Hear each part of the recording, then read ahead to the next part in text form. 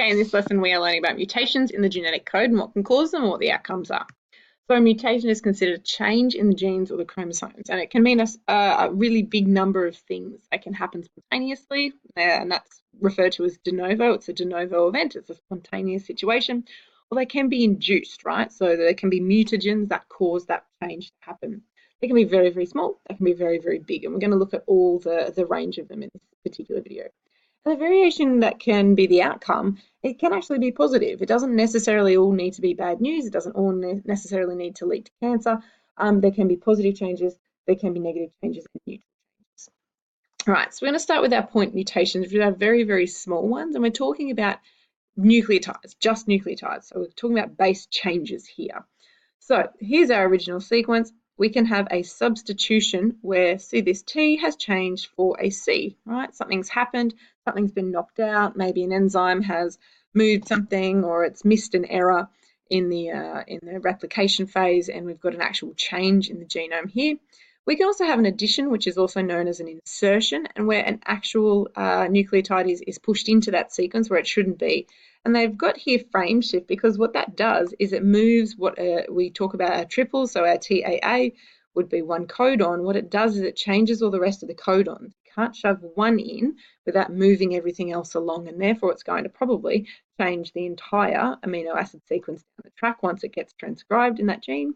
And we can have a base deletion, so the exact opposite of the addition or the insertion, where one is knocked out and the frame shift moves that way. So in this particular case, you can see the outcome. If this is our normal situation and you can see the corresponding, or this is the mRNA there, and this is the corresponding amino acid sequence, you can see very clearly what the changes are going to be. So again, our outcomes can be positive, neutral, or negative. So we might change the protein that we are making because of the amino acid sequence, and it might actually become a different protein, may not be able to fold properly, may not be able to do its job, or you actually may get a variant of that protein that may be more efficient. So the changes here, for example, the substitution, we're going to change that. It's going to change the entire codon, and therefore it's going to change the entire amino acid. And the same thing down here. We have a deletion, that frame shift moves, and then every subsequent amino acid is going to change. Syndromes that are caused by a single point mutation. One of them is sickle cell anemia. It is a point mutation, so one simple substitution in a nucleotide sequence, and it leads to a changed hemoglobin molecule, and therefore it's going to change the shape of the red blood cell. It's going to be less efficient, and it's going to change the way that the blood actually flows through the capillaries. Cystic fibrosis is another, and what it does is it changes an entire codon, so the 3 bases. I think it's a deletion from memory, and it's going to lead to some pretty terrible disease state. It increases the amount of mucus that is coming through the airways. And color blindness is one that is a point mutation as well. All right, chromosomal changes, we're moving from the very, very small to the very, very big now. So we're talking about large chromosome changes across the whole big, so big chunks, not just one nucleotide. And the changes usually occur during meiosis when those legs cross over. So when they start to align in the center there before the spindle fibers pull them apart, their legs cross over, and we get a bit of switching happening. Now, sometimes that switching can be fine, cause variation or good. Sometimes things can go wrong, and suddenly we have a bit of an imbalance happening. We can have a duplication, right? An entire section of gene that is duplicated and shoved back into the same chromosome. We can have an inversion, so something is taken out, flipped over, and shoved back in again. We can have a deletion where a large chunk of it is simply deleted, that's it. We can have an insertion, same thing, some giant chunk from somewhere else has come in and been placed inside that one. So the example here, we've got that purple stuff thrown inside the black chromosome there. And we have a translocation. So a translocation is taking one chunk from one place, taking another, and switching them around so they're on different chromosomes.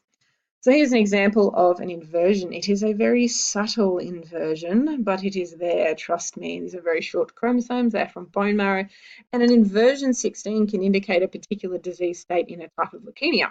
That's really good to pick them up. This is a really clear, nice long chromosome. This is a translocation. So we've taken a big chunk. This is our normal 5 over here.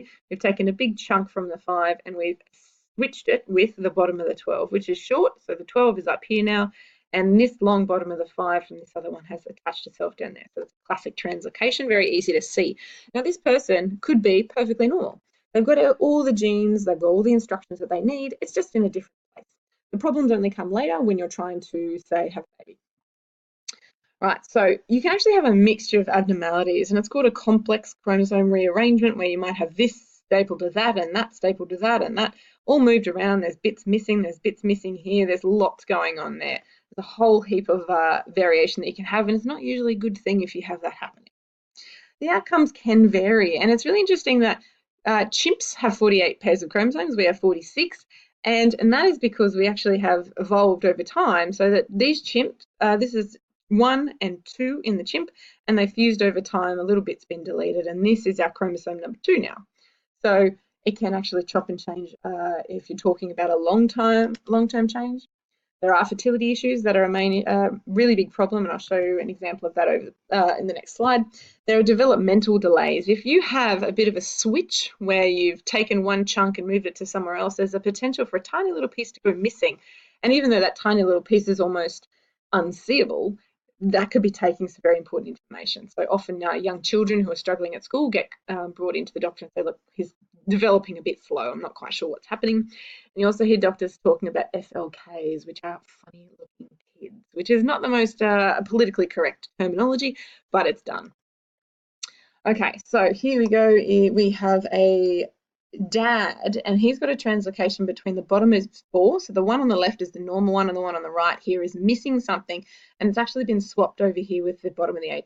So the left is the normal one, and this has got a bottom of the 4. So we've got 4 and 18 switched in a translocation. That's the dad, and what's happened is when he's gone to make sperm, the body has taken this one from the mum in the egg, and it's taken this one from the dad. And what happened is, instead of taking the normal 18 to put in the dad's sperm, it's taken this abnormal 18. And what happens is, in the child, got 2 nice normal 4s, all good. He's got one from mum, one from dad, but unfortunately he's picked up the abnormal 18 from dad. So he's got this as a chunk of 4, remember. So now he's got 3 bottoms of the 4 and not enough 18. And that's where those imbalances start to happen, and none of that is good. Right, whole chromosome changes can happen when you are taking the entire chromosome. It's a loss or a gain of entire chromosome, and it happens in a process called non-disjunction. It's when we have not correct separation of the chromosomes, when those spindle fibers aren't quite grabbing what they need to during meiosis generally.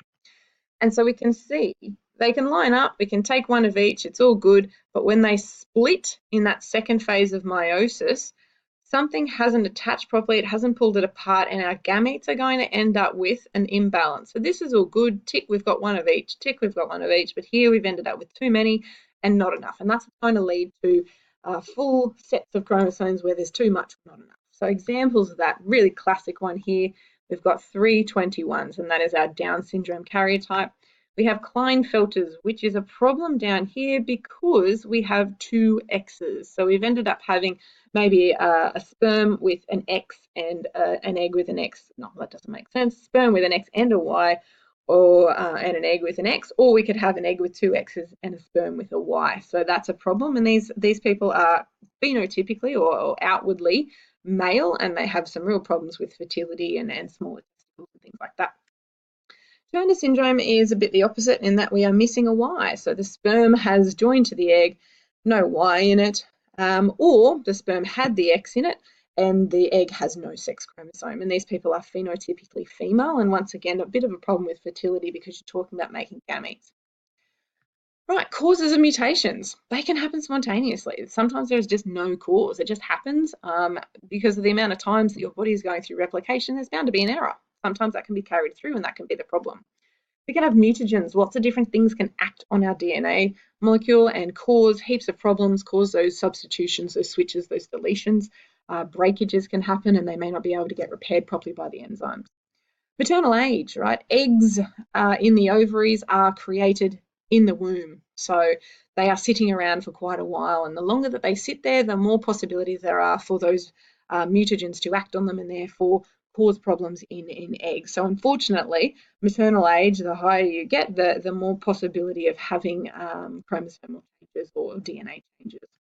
Right, temperature, which sounds like a strange one, but in crocodiles, the temperature at which the eggs gestate changes the gender, right? So it can actually have an effect on what kind of chromosomes are at play or how that works. I don't know any more specifics on that, but it is a very interesting fact. There are other environmental factors, and you might be talking about light, you might be talking about pH, you might be talking about predation pressures and things like that in outside environments. So not necessarily relevant to humans, but very relevant to all other organisms there.